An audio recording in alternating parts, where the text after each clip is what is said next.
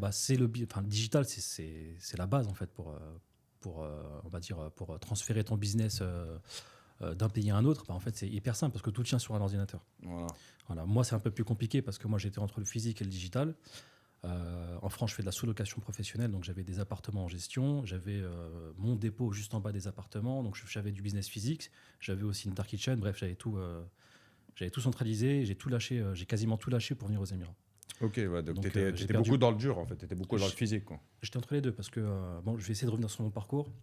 Donc moi, j'ai commencé le business en 2012 dans l'alimentaire. Et quand on parle d'alimentaire, en général, on pense tout de suite à la restauration, mais ça n'a rien à voir. Moi, j'ai été issu de la distribution alimentaire. Donc j'ai commencé ma première société officielle, parce que je faisais du business avant, mais on va dire comme tout le monde, du bricolage.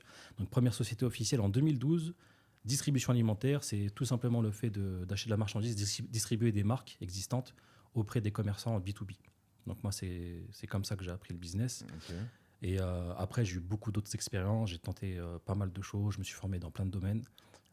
Avant de partir, j'étais dans la sous-location professionnelle. J'ai eu une agence web, donc marketing digital à Paris, physique, avec des bureaux. D'accord, donc tu étais déjà dans le digital Ouais. en France avant de Ouais. t'expatrier. En fait, moi, la transition digitale physique, elle s'est faite comment?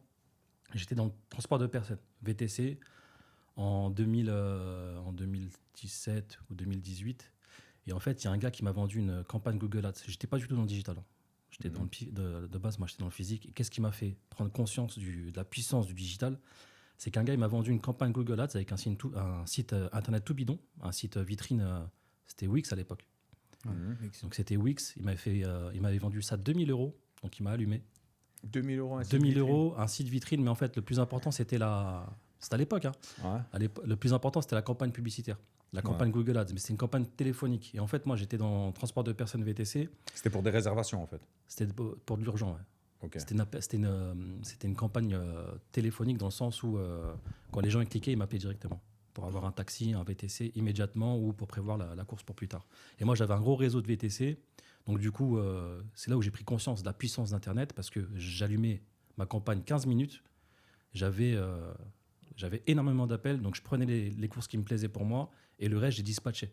Et j'avais tellement de chauffeurs autour de moi qu'en 10 minutes, peu importe où tu étais sur Paris, je pouvais t'envoyer un chauffeur en 5-10 minutes. Genre, Ouais. c'était comme Uber, tu vois. Et ça, en gros, le digital, ça a fait exploser ton business physique. Ça m'a fait exploser. Voilà, ben, Ça m'a fait exploser le business. de VTC.